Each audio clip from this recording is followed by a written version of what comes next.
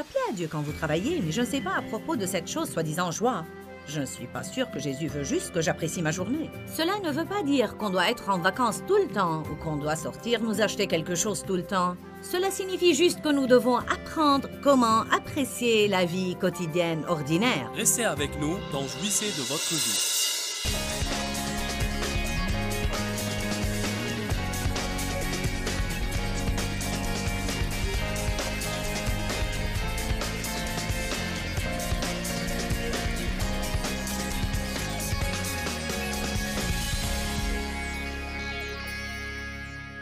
Vous êtes les bienvenus à notre émission d'aujourd'hui. J'espère et je prie que vous y apprendrez à bien apprécier votre vie quotidienne. Comme vous le savez, ce sujet est devenu un nouveau centre d'intérêt pour nous parce que beaucoup de gens doivent prendre la décision d'apprécier leur vie. Je crois qu'il y a énormément de gens qui n'y pensent même pas. Ils se lèvent, parcourent leur journée, se démêlent du rang et essayent de l'endurer, mais ne regardent même pas s'ils apprécient vraiment leur vie. Ils ne savent pas qu'ils sont censés en jouir. Il y a bien des années, je sais que ça a été une découverte dans ma vie, quand j'ai commencé à réaliser que la Bible dit que le règne de Dieu n'est pas affaire de nourriture ou de boisson, il est justice, paix et joie par l'Esprit Saint. Nous vivons dans un royaume différent de ce monde. Nous vivons dans un royaume différent et un domaine distinct. Et dans le règne de Dieu, nous sommes censés nous sentir bien devant lui en ce qui nous concerne à cause du sang de Jésus-Christ qui nous a lavés de nos péchés. Nous pouvons nous tenir devant Dieu dans la prière et la communion avec lui, sans la sensation d'être déplaisants ou indignes, mais nous pouvons savoir selon 2 Corinthiens 5:21 que celui qui n'avait pas connu le péché, il a fait devenir péché pour nous, afin que nous devenions en lui justice de Dieu. La Bible dit que le règne de Dieu n'est pas affaire de choses, de ce que nous possédons ou nos circonstances, ce n'est pas affaire de nourriture ou de boisson non plus, mais il est justice, paix et joie par l'Esprit Saint. Beaucoup d'entre nous appliquent leur cœur à chercher et rechercher, quérir et solliciter Dieu et prient et supplient pour le voir changer nos circonstances pour qu'elles nous conviennent. Et franchement, ce n'est pas ce à quoi Dieu s'intéresse. Ce qu'il veut de nous, c'est qu'on le recherche.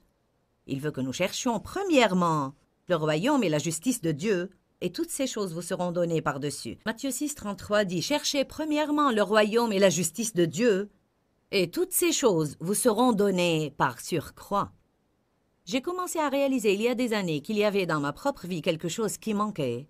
Et je crois qu'il y a des milliers, peut-être même des centaines de milliers de gens qui me regardent en ce moment, qui sont assis chez eux devant leur télé, et vous regardez maintenant l'écran, et vous pensez, eh bien, tu sais Joyce, peut-être que tu me parles à moi. Alors je vous demande maintenant, jouissez-vous vraiment de votre vie?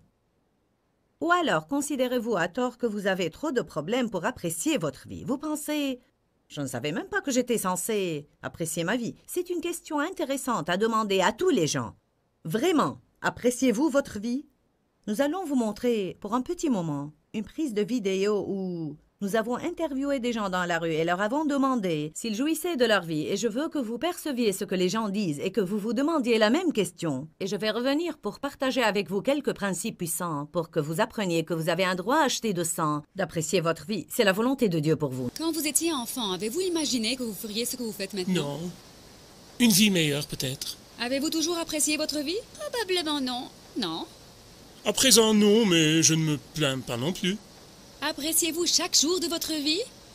Non. Je pourrais m'asseoir ici et faire plus d'argent, mais parce que je peux pas le faire en ce moment, c'est plutôt très dur pour moi. Il y a des jours qui ne sont pas de bons jours. J'attends impatiemment de rentrer chez moi et être juste capable de me reposer d'une longue journée à l'école. Ma vie serait bien meilleure si j'avais beaucoup d'argent. J'ai souvent pensé que si j'avais fait un choix différent, ma vie serait différente. Vous n'estimez pas que c'est possible qu'on puisse apprécier chaque journée? Non, je ne crois pas que ce soit possible. Je sais pas, c'est difficile. Il y a des fois où on a un mauvais jour et on aimerait juste se barrer et ne plus être là. Si je ne devais pas travailler, je pouvais être en vacances tout le temps. Croyez-vous que c'est possible que votre vie soit meilleure? Oui, c'est possible.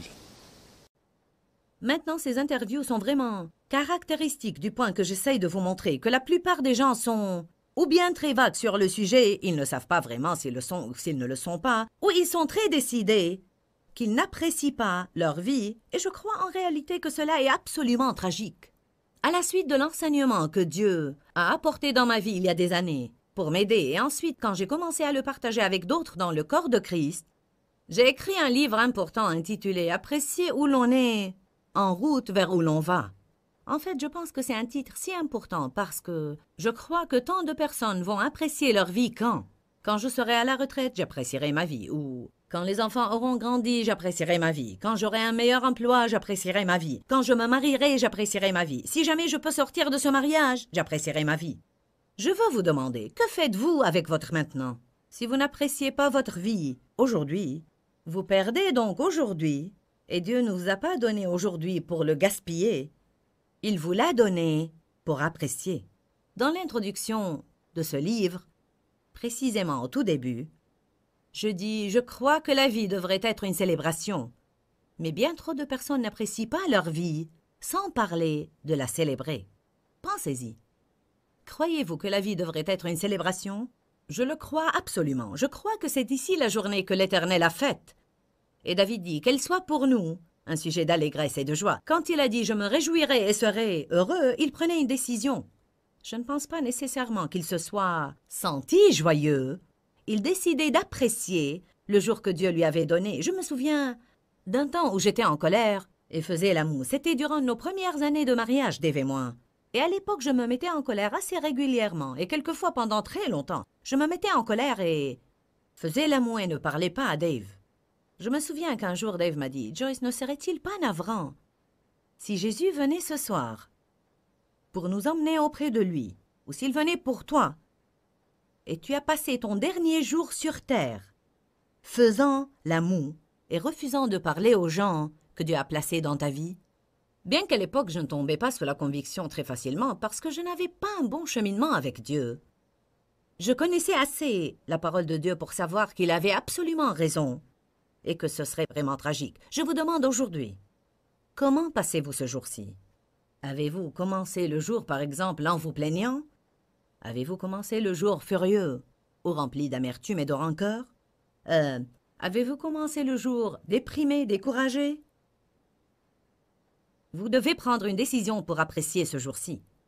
Vous dites, je ne peux pas décider d'apprécier mon jour car il est fondé sur la façon dont je me sens. Non, vous pouvez décider ce que vous allez faire et vos sentiments suivront plus tard. La Bible dit dans Deutéronome 30, 19, « J'ai mis devant toi la vie et la mort. Choisis la vie, afin que tu vives toi et ta postérité. » L'attitude que vous avez aujourd'hui touche tous les gens autour de vous. L'attitude que j'ai aujourd'hui touche les gens autour de moi. Donc nous ne sommes pas que des îles à nous seuls. Nous nous affectons les uns les autres. Je répète, vous ne pouvez pas vivre d'après les sentiments parce que, à vrai dire, je ne me réveille pas chaque matin me sentant très bien non plus, mais je dois prendre une décision. C'est ici la journée que l'Éternel a faite, qu'elle soit pour nous un sujet d'allégresse et de joie. C'est ici la journée que l'Éternel a faite, qu'elle soit pour nous un sujet d'allégresse et de joie. Quelquefois, je dois prendre une décision. Je vais sourire, exprès, car je pourrais avoir envie de froncer les sourcils, ou je pourrais me sentir un peu paresseuse. Peut-être ne suis-je pas particulièrement énervée, mais j'ai envie d'être silencieuse ou être laissée en paix. Je dois prendre une décision. Je vais mettre un sourire sur mon visage, je vais être aimable avec les gens, je vais parler aux gens, parce que la Bible dit que nous sommes des lumières dans un monde sombre et que nous devons sortir dans le monde et nous devons briller intensément et ne pas cacher notre lumière sous une corbeille d'osier quelque part. Je vous encourage à prendre une décision. C'est le jour de décision. Posez-vous une question d'abord. Est-ce que j'apprécie ma vie? Si vous trouvez que oui, louez donc l'Éternel et remerciez-le de vous avoir enseigné comment le faire. Si vous ne l'appréciez pas, prenez donc une décision aujourd'hui. Je vais apprendre à apprécier ma vie. Pourquoi est-ce si important? Bien, lisons 2 ou 3 écritures. Jean chapitre 10, verset 10. Et une des paroles qui m'ont vraiment provoqué, il y a des années, à réaliser que Jésus est mort pour que je puisse apprécier ma vie et que par obéissance à lui, je devais me mettre à apprécier la vie. À vrai dire, au début, je m'en suis sentie coupable. J'ai grandi dans une atmosphère où la joie n'était pas une priorité.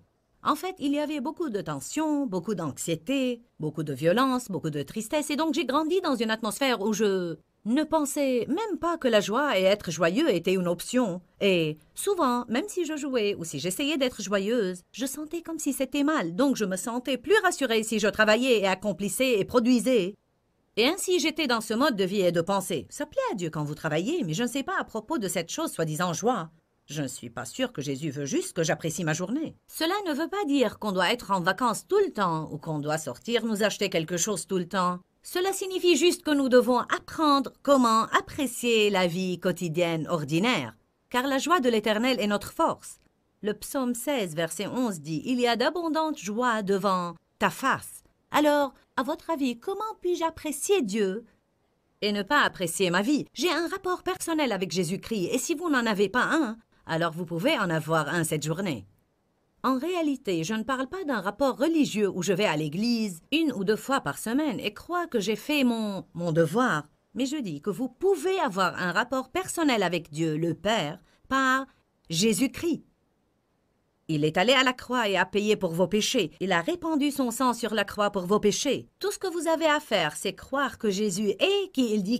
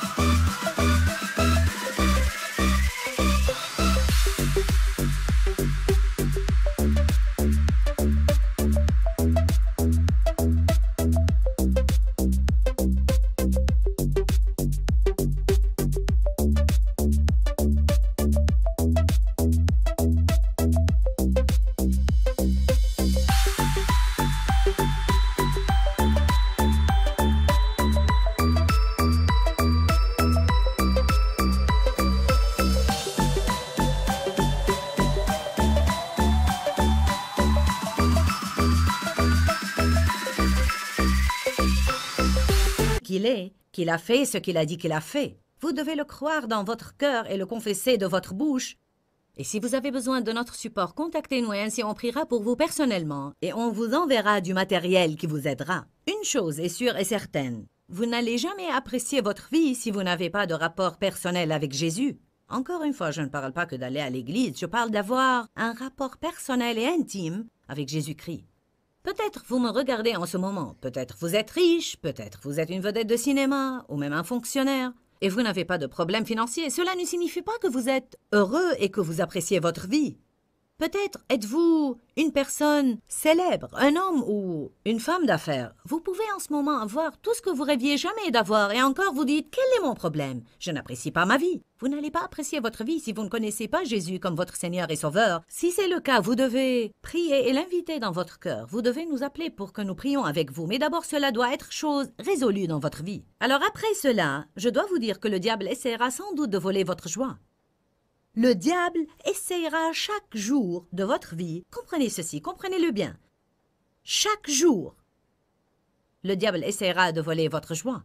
Vous dites pourquoi le ferait-il? Car la joie de l'Éternel est votre force. Non seulement ça, la joie est une grande partie de notre témoignage. Et je ne sais vraiment pas comment je vais toucher quelqu'un d'autre avec une attitude aigre. Comment est-ce que je vais inciter quelqu'un d'autre à vouloir le rapport personnel avec Dieu que j'ai si je ne suis pas heureuse dans mon propre rapport? Dans Jean chapitre 10, verset 10, Jésus dit « Le voleur, parlant de Satan, ne vient que pour dérober, égorger et détruire. Moi, je suis venu afin que les brebis aient la vie et qu'elle l'ait en abondance.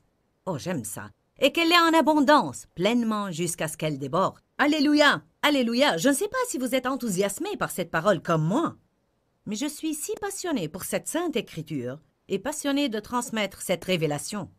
C'est vraiment pourquoi nous insistons dans ce programme à passer ce message que jouir de la vie quotidienne est primordial parce que je suis si convaincu que tant de personnes sont misérables. Il y a beaucoup d'incroyants qui sont misérables et il y a beaucoup de croyants qui sont misérables. Je dis toujours qu'il y a beaucoup de gens qui vont au ciel mais qui n'apprécient pas le trajet et je crois que c'est une tragédie. J'en suis vraiment venue à cette compréhension dans ma propre vie. Je pense maintenant que ça fait 15 à 17 ans. J'étais chrétienne, née de nouveau, je prêchais l'Évangile. J'avais une mesure raisonnable de prospérité, j'avais des amis aussi. Mais je travaillais, accomplissais, toujours en train d'essayer de prouver quelque chose. Je n'appréciais pas vraiment ma vie parce que je n'avais pas d'équilibre dans ma vie. J'étais extrémiste et tout était en rapport avec ce que je pouvais accomplir et comment j'étais perçue par les gens. Et je ne faisais pas de la joie une priorité. Et j'ai vraiment l'impression que cela devrait être une priorité parce que Jésus a dit « Je suis venu pour que vous puissiez avoir et apprécier la vie et l'avoir en abondance pleinement jusqu'à ce qu'elle déborde. » Vous dites « Oui, mais Joyce, c'est qu'une seule écriture. Le dit-il autre part? » Je vais vous le prouver par une autre écriture. Jean chapitre 15. Dans ce chapitre de la Bible, Jésus-Christ parle abondamment du rapport de la vigne et des branches. Il dit « Je suis le cep, vous êtes les sarments.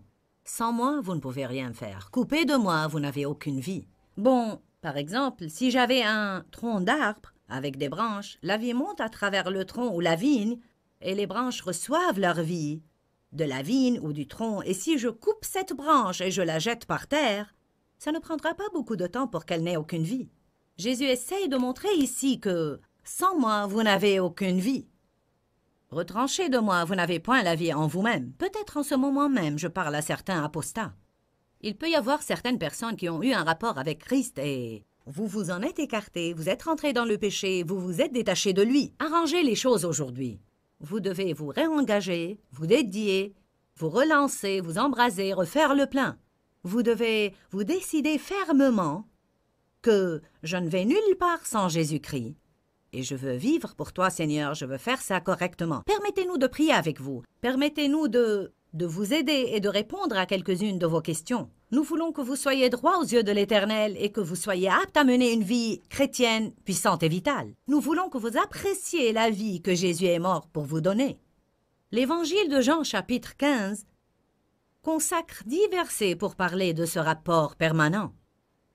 Si vous demeurez en moi et que mes paroles demeurent en vous, demandez ce que vous voudrez et cela vous sera accordé. Sans moi, coupé de l'union avec moi, vous ne pouvez rien faire. Si vous demeurez en moi et que mes paroles demeurent en vous, tout sarment qui est en moi et qui ne porte pas de fruits sera retranché. Il continue et continue pour dire combien il est important que nous restions en lui, en Christ. Être en Christ veut dire croire chaque jour. Chaque jour, vous croyez en lui en tant que votre Seigneur et Sauveur et vous croyez qu'il est votre aide. Chaque jour, vous croyez qu'il est votre espoir. Chaque jour, nous nous levons et disons « Jésus, je ne peux rien faire sans toi aujourd'hui. Je ne peux rien faire sans toi aujourd'hui. J'ai besoin de ton aide et j'ai besoin de ta force. J'ai besoin de ton conseil. » C'est un rapport d'appui. En réalité, je pense toujours à toutes ces branches qui sont accrochées là, sur la vigne, et qui prennent cette force de vie qui vient de cette vigne. Il y a la vie dans Christ et il veut nous la transmettre. Je crois que même à cet instant, il est en train de vous communiquer sa vie à travers sa parole. Jésus est le Verbe, la parole faite chair. Comme je vous déclare la parole maintenant, je vous transmets Jésus-Christ et cela devrait vous donner la vie. Et je vous dis que Jésus est venu pour que vous puissiez avoir la justice, la paix et la joie par le Saint-Esprit. Non pas pour que vous soyez misérable et en train d'essayer de joindre les deux bouts et tenir à peine, toujours sous attaque. Toujours misérable, en essayant juste de s'accrocher jusqu'à ce que Jésus revienne pour nous enlever finalement au ciel. J'attends le ciel impatiemment.